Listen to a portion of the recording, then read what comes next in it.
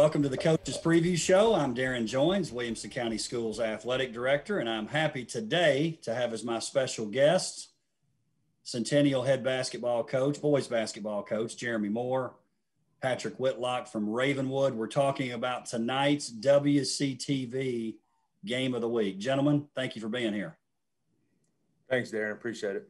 Thanks for having us. So tonight's game's a little different. It's a boys-only matchup. We've got the girls' teams dealing with COVID, with quarantine, so it's boys only. The boys' game will start at 6 o'clock. You guys are playing JV right before that.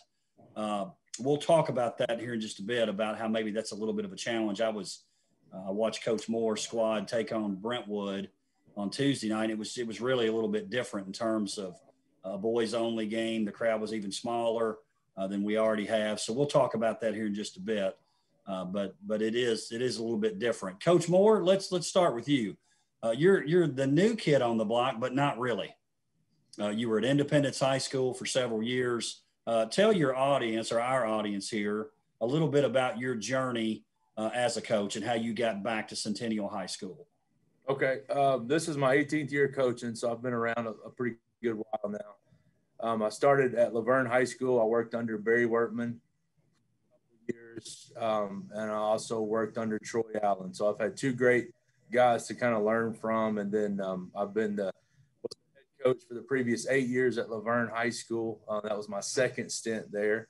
I was also the head coach mid-2000s, and then in between that stop, I had a 4-year run at Independence over here in Williamson County, and really enjoyed it, and glad to be back. I love the coaches in our district. You know, they're great guys, and any chance I can learn from different people, I love the opportunity. So we're enjoying it thus far. It's a lot of adversity.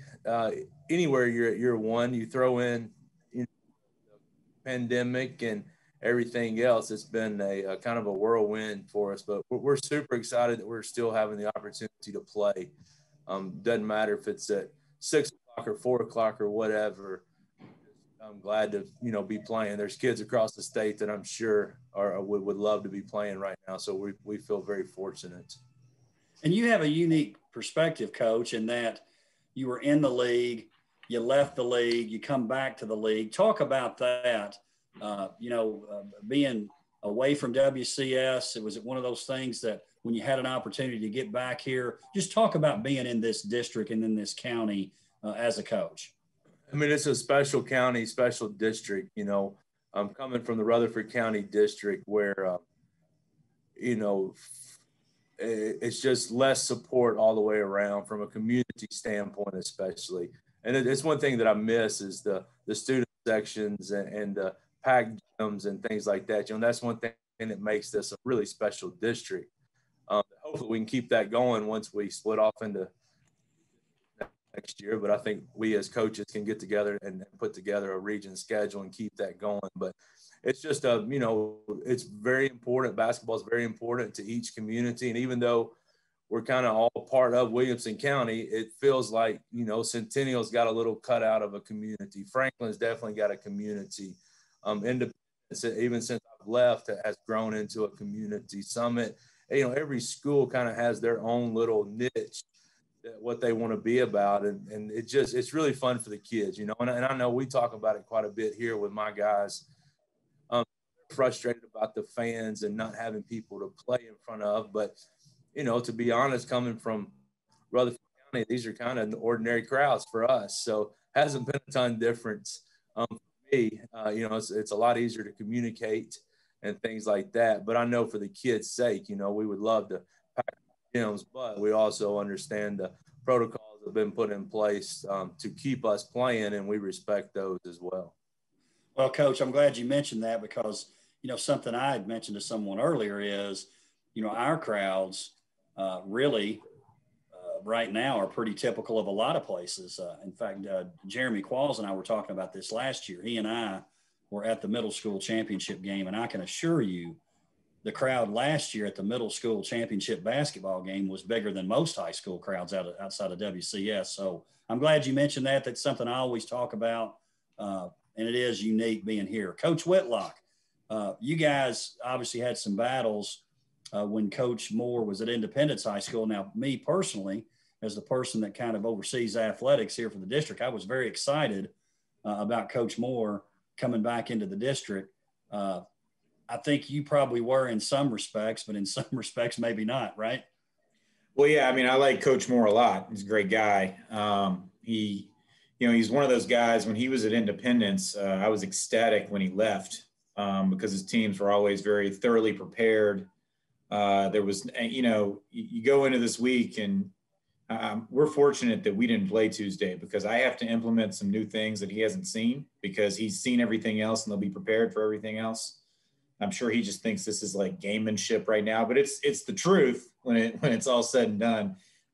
Probably in terms of preparation going into a game, I don't know if there's anyone in Middle Tennessee that's better. He's a great in-game tactician, and he did a lot with a decent amount of talent at Independence. I think they were always better than they should have been when he was there, and enjoyed getting to know him when he was there, and followed his career since then. He's always fielded great teams and teams that achieve at the best level they can. So I think he's a great fit to fit in with everybody else in this district, but he's also one of those coaches that I look at, much like Dennis King. It's like, if you don't do your best job coaching against him, then you're probably going to get beat. He makes you better. So from that perspective, I'm glad he's here, but you might want to ask me again about 8:00 Friday night. I might not have a very good answer for that. We'll see. Well, so, it's interesting. I think both of you, and I can certainly speak to this, that both of you have some of those same traits in terms of your team's going to be prepared. You've got to be on your A game, definitely taking on both of you guys. So I think you have some of that in common for sure. Coach Moore, let's talk about this. Your team, obviously, is a young team. Patrick Garrett, really the only guy coming back with any experience at all. Now, he is, I think most would argue, one of the best 5 or 10 players in the league. But your team, to me, at least outside looking in, you're getting better all the time. And honestly, if you guys could have done anything in the summer, that would have certainly been helpful for anybody. But I thought in particular, it puts you behind the 8 ball because 1, new to the school, new system, all those things. And 2, you have inexperience. So that's had to have been pretty tough for your team. Yeah, it's definitely been challenging. Anytime you take over a new job, you just want to get your philosophy in. Not saying my philosophy is better than anybody else's, but it's mine. And it's different than what the kids were used to. And, it's a slow process. We live in a world where, there's a reason the Powerball is at 500 million. It's a microwave society where everybody wants it to happen yesterday. And it's going to be a slower process. And, what I realized is the summer's pretty important. And I was hoping that I could come on here and say that, oh, man, I'm going to give my guys off next summer too because we're playing so well. But, summer is really important. You play 25, 30 games in a 3-week period of time. So you get those kids game experience. And, it's not that we're so young, we're just inexperienced. I have 5 seniors who are all playing well, but 4 of the 5 are pretty green and inexperienced when it comes to varsity basketball games. So, from each game, there's something pops up that we haven't talked about or we haven't taught yet. So we'll go to the practice floor and we'll fix that, knowing that after tonight's game, there will be something that we need to fix that we didn't know about, So it's just an ongoing process of, we just try to keep an inventory of everything that's happened and hopefully we can play our best basketball in February. Because, luckily for us, basketball is a tournament sport and everybody's going to make the tournament. So you have an opportunity to advance. And, that's what we're trying to sell to kids. Our record is not where we would like for it to be. And, I think we have a talented group of kids who work hard. It's just, it's been different. We can't get in the weight room like we normally could. Everything's just a little bit odd and a little bit different. But, going back to Patrick Garrett, he is definitely our leader. He's averaging, I think, around 15 points a game. And something that I've been really proud of Pat is, the past 2 nights, he's guarded 2 really, really good high school players from Reed Kemp at Franklin. And then Tuesday night, he guarded Windley from Brentwood and basically held both of them to single digits. And, you know, anytime you can do that, then he can flat out defend, and it's becoming more and more important to him. You know, and we need Pat to score. As you could see from Tuesday night, we struggled to put the ball in the hoop a little bit. But, you know, we feel like as long as we defend and we can rebound, then we're going to give ourselves opportunities to win. Coach Whitlock, you know, your team, obviously Coach Moore's not going to feel sorry for you, but in some respects, you've had some of the same challenges. You get a couple new guys in. Now, don't get me wrong, they're pretty nice move-ins. We've talked about that. But you've also got a lot of football players. So you've dealt with that a little bit too, losing that summer. And look, losing the summer was obviously important for everyone. But your team has battled that a little bit too in terms of figuring out one another. Is that fair to say? Yeah, I think that's fair to say. I mean, we've implemented a considerably different scheme than we did a year ago. You know, last year we were pretty limited offensively. We didn't have a lot of guys that could really score it. We couldn't stretch the defense other than maybe a guy or two. So we were expecting a lot of guys to step up into certain roles. And we were able to accomplish some things in June, even though it's very limited because you couldn't go 5-on-5. You couldn't play games, that game experience. But we had some guys step up. But, you know, our two transfers that have had a big impact, and Bonga and Noah Clifford, I mean, one showed up in August and one showed up in October. So, I mean, that really wasn't going to change. They both came in and started dressing with football in about a week anyway. So we wouldn't have gotten them back. So, you know, that's why it was so important to get games over Christmas break. And, you know, I think both programs are fortunate in this regard. We haven't missed a lot of games. I mean, we missed a few early. I know Centennial missed one last week against Spring Hill, but at least we've been able to play. And that game experience, you know, will go a long way, where you've got some teams in our district that have played as few as 3, and then some have played, you know, only 8 to 10. So we're going to look at the positive aspect of that and just try and build on that. And like Coach said, you know, we want to play our best ball. And in February, it's going to be a real unique dynamic when we get there, because, you know, Metro will have only played 7 or 8 games and hasn't even started practice yet. It's just, I talked to some of those coaches in Metro. It's really weird how this is all playing out. Let me ask both of you guys this, and we'll start with Coach Whitlock. And again, I was watching the Centennial Brentwood game on Tuesday, and a boys only game at 6. You guys are, let's face it, your routine's a little bit different. It's kind of like the satellite region games, or if you've had satellite district games or sub-state games, it's a little bit different. You're the only game, although you guys have JV games right before then, but it's a little different in terms of time. It's a little different, and you're not watching the girls finish up as you start. Talk to me about that, Coach Whitlock. Is that a concern? Do you deal with it at all? Do you like it? The 6 o'clock start, which is obviously we're going to have tonight too. I don't mind the 6 o'clock start. I mean, I'm totally cool with that. There are some unique aspects to it. You know, we have 4 or 5 kids, as most programs do, that dress out varsity and JV. So depending on where the game is at in the fourth quarter, do you dismiss them to the locker room? When do you talk to the team? I think another interesting dynamic today is in Williamson County, a Flex Friday. Our kids aren't in school. I hate playing games on days when our kids aren't in school. So how do you manage that? Because, you know, if you know they're there, you know they're getting up at 7:40 in the morning, you know they're in class, you kind of have a grip on what they're eating, what their routine is. Whereas when you have this Flex Friday where teachers are working and students are doing assignments online, you really don't have a grip for what their day looks like. It's like a snow day without really being a snow day. And, Centennial has to deal with the same aspects of that as we do, but that's a tough aspect when it plays into it. So it's different, but like Coach said earlier, hey, we're playing, so I'll take it. Coach Moore, your game on Tuesday night, 6 o'clock. So let's forget the time, right? I mean, you're glad to play. You play at 4:30, 2 o'clock, whatever. But even the crowd was so noticeably smaller because you don't have the girls playing, and those, you know, they're allowed to stay around and watch the game. So it was almost an eerie feeling to me when I walked in the gym. Did you notice that?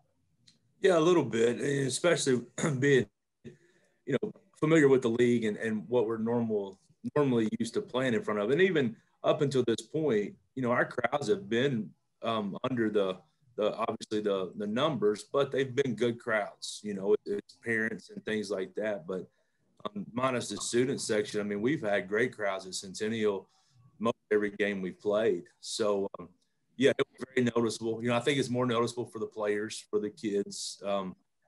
That, you know, just everything from player introductions are different and weird, and you know, really hear mom clapping for you instead of students chanting at you or something like that.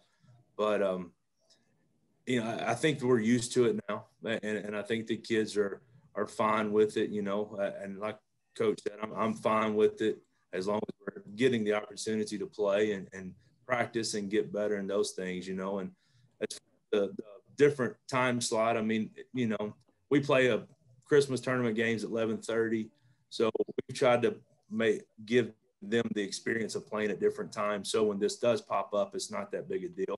You know, I think the biggest deal is what Coach Whitlock was talking about, and the kids not being at school. You know, we've kicked around the idea of coming in real early in the morning before the 7:40 bell and having a little walkthrough, or maybe even getting a light lift in or something like that, just to make sure, you know, because my biggest fear is they lay in bed until noon, 1 o'clock, and never really get up and stirring before they have to be here for our walkthrough, or, you know, what are they putting in their bodies eating wise and things like that. So that's my biggest concern, is just trying to make sure that we keep everything as normal as possible and be ready to go at whatever time. Let's talk about your teams a little bit more. Ravenwood, you're now 9-6 overall, 5-2 in the league. Hard fought game last Friday in the Battle of the Woods. You lose 50-47 to a really good Brentwood team. Coach, you alluded to this earlier. That bye on Tuesday night, at least to me, seemed like it came at just the right time. Not only you played a tough game, but your Christmas break schedule was pretty darn tough too. Was that a good time for you guys to have a bye? Yeah, I think we're getting to the point where it was good to have a day off. We took Monday off. It was a snow day Monday, and you know, sometimes kids want to be kids. So we'd originally planned to meet and maybe do some skill work. Well, we were able to cancel that so they could just be a normal kid for a day. And then you come back in and can get some work in. It allows you to scout, spend a little bit more time on your scouting responsibilities. And you know, if you want to be really candid about where things are at, like, we're struggling. We've lost 5 of our last 6. Now we've played some really good teams. Nobody in our program is hitting the panic mode. We're still kind of learning who we are, much like Centennial is. So we're in a certain predicament there, but you know, I like our team. We played well enough to beat Brentwood. We didn't hit enough shots, and we need to play better. We're not getting caught up in where we are in the district, you know, where we can finish this and that, because whoever we play in the first round of the district tournament is going to be tough. So with all that said, you know, we just want to get 1% better each day, and we're trying to really focus on where the process takes us, where kids today are a lot more focused on the outcomes of things. And I don't like losing. I'm not into moral victories, but we really focused on guarding the dribble better against Brentwood. We did a pretty good job of that. So we did grow a little bit, but at the end of the day, it's still a loss. So we need to win in the worst way and play really well Friday to get it.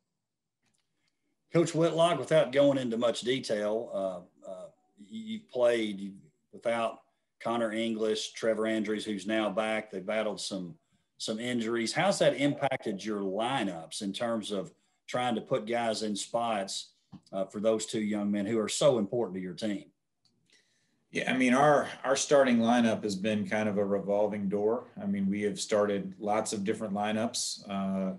Could be starting a different one tonight. I mean, it just, you know, we let the guys settle his stuff on the floor. You know, I always ask kids, I was like, who do you think decides playing time? And then most of them would be like, well, you do. And I was like, well, no, ultimately the kids do on the court. So it's been kind of a revolving door, but getting Trevor back has been a good addition. I wouldn't say he's still full speed, but he's really improved his outside shooting ability. He hasn't had much of a chance to show that off this year, but he's just a tough, hard-nosed kid. And then, yeah, Connor English has been a big part of our team. You know, has battled an injury. We hope he's back tonight. With that being said, he's had a great season, all tournament at CPA, a really important part of our team, a kid that can stretch the defense. And we sure would have liked to have had him against Page and Brentwood, but we didn't. So he's battling that and hopefully can come back sooner than later. And he's been doing everything he can to get back. So he's obviously a big part of our team and would greatly shake up the lineup in terms of his availability. Coach Moore, let's talk more specifically about your squad. 5-10 overall, 2-4 in the league. Last two games, you've lost to two of the three best teams in the league. Tonight, obviously, you're playing a third, so that's been kind of a gauntlet there for you guys. But Franklin, just a great game. You're down 9-0 early. You battle. You go on a great run to take the lead there in the first half. And really, that goes down to the last possession or two. You lose to Franklin 67-62. Then on Tuesday night, you lose by a touchdown and a missed field goal, 35-29 to Brentwood. As you talked about, kind of a struggle offensively, but I would say too, in watching that game, both teams did a very good job defensively as well. But to me, it looks like your team starting to understand those roles. Your identity is becoming pretty obvious. Now I have the advantage of I've coached against you. I've watched your teams play, but to me, it's pretty obvious that stuff is rounding into shape for your team. Yeah, I hope so. You look back at our scores, it's been really weird because 2 weeks ago we lose to Riverdale 90-86. And, we've shot the ball pretty consistently all year, decently high percentage. We're probably somewhere around 37, 38%. In the Franklin game, we scored it okay. And then Tuesday night against Brentwood, we were 2 of 17 from three. So, it's just one of those things where it's like I tell the kids, no one is shooting trying to miss.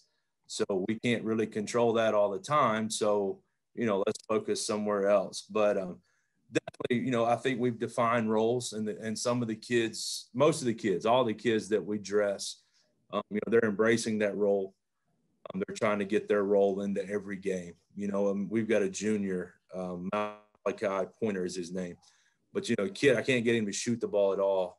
And he's a pretty good shooter, but just loves to defend. Wants to just, I tell him he's the only guy that I've ever coached that comes in the gym and most of the guys get a ball and start shooting and he wants to guard somebody. He just loves to defend and that's his strength and he tries to get that into the game. But, I definitely think that our personality is starting to come out and we just hope to keep growing that and hopefully be able to put the ball in the hoop a little bit more consistently for tonight's game. Coach Whitlock, obviously playing a lot of guys. We talked about Connor English, Noah Clifford, Lee Millette. We talked about him last week as well, Trevor Andrews. But you've got some other guys who've been stepping up and playing well too. Talk about some of those guys. Let our audience in on that as well.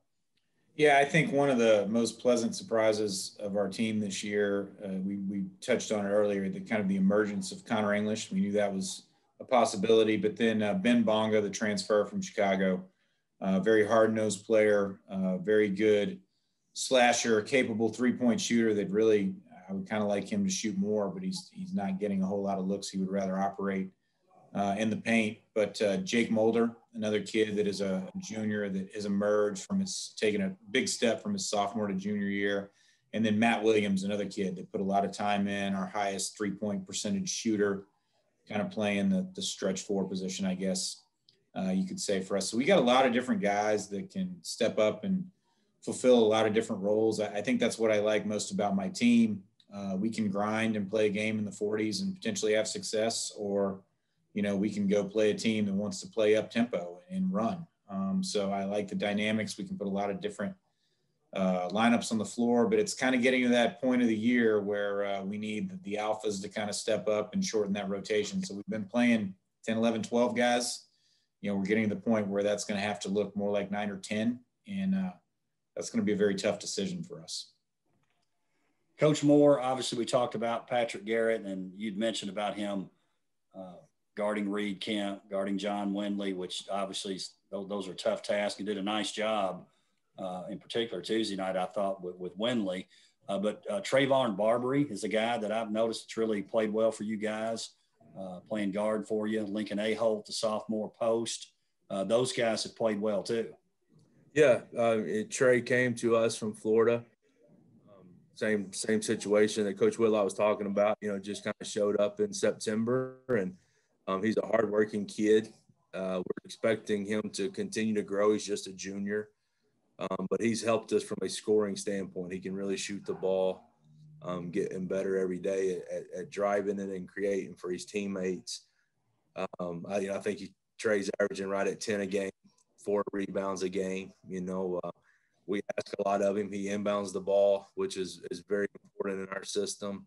And then he also will play the point some. So, he's a versatile guy that we're just trying to utilize the best we can.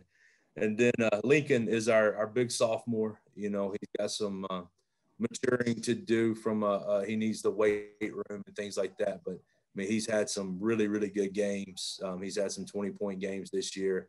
He's kind of settled in and is averaging 8 or 9 a game.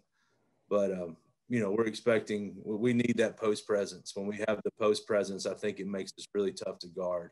Now all of our shooters can have much better looks, much cleaner looks when we run our offense through him.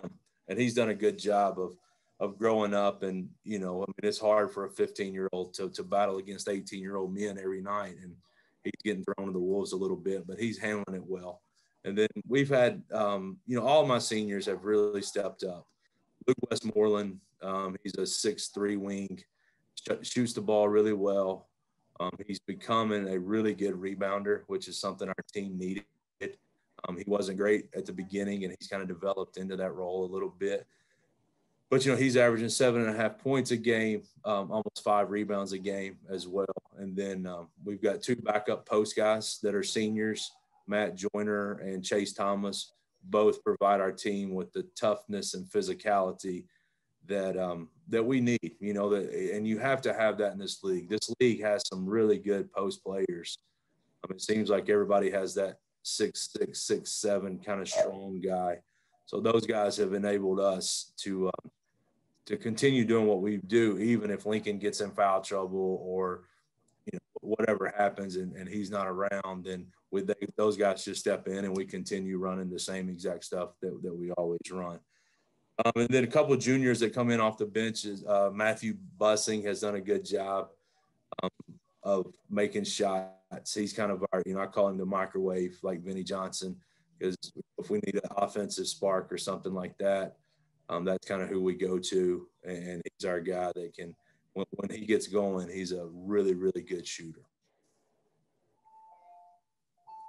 As we wrap up here, real quickly, the district standings, Spring Hill and Dixon, both at the bottom of the league, still don't have a win at this point.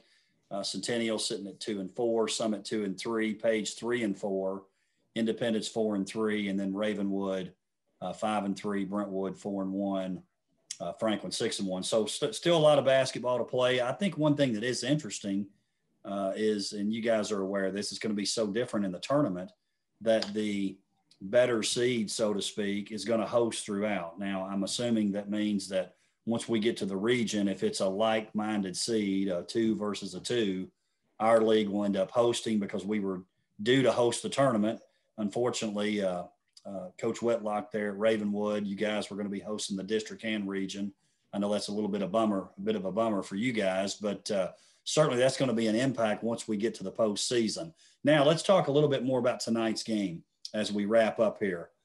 Coach Moore, if you had one offensive or defensive key that you've got for tonight's game, what is that? I know you've got a whole list of keys. I know that whiteboard's going to have a bunch before, but give us one. Can we change the time and not tell Coach Whitlock? Maybe. Yes, he won't listen. He'll they show up at like 7:30 and the game's yeah. No, I mean, Coach Whitlock has always done a good job. They run great sets.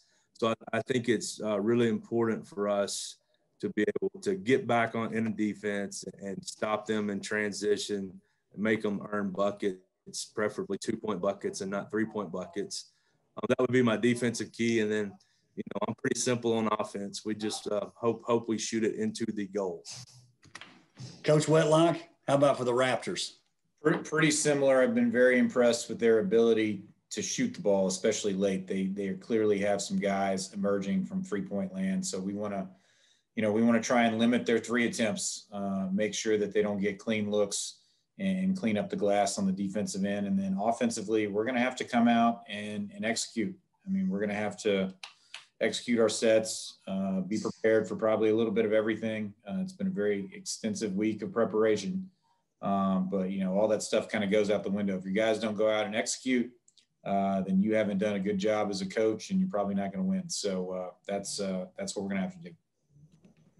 Gentlemen, we're excited about tonight's game. Looking forward to it. Thank you for taking time out of your busy schedule to be here today. Thanks, Ryan. Thank you. Thank you for joining us for the Coach's Preview Show. We'll see you next time.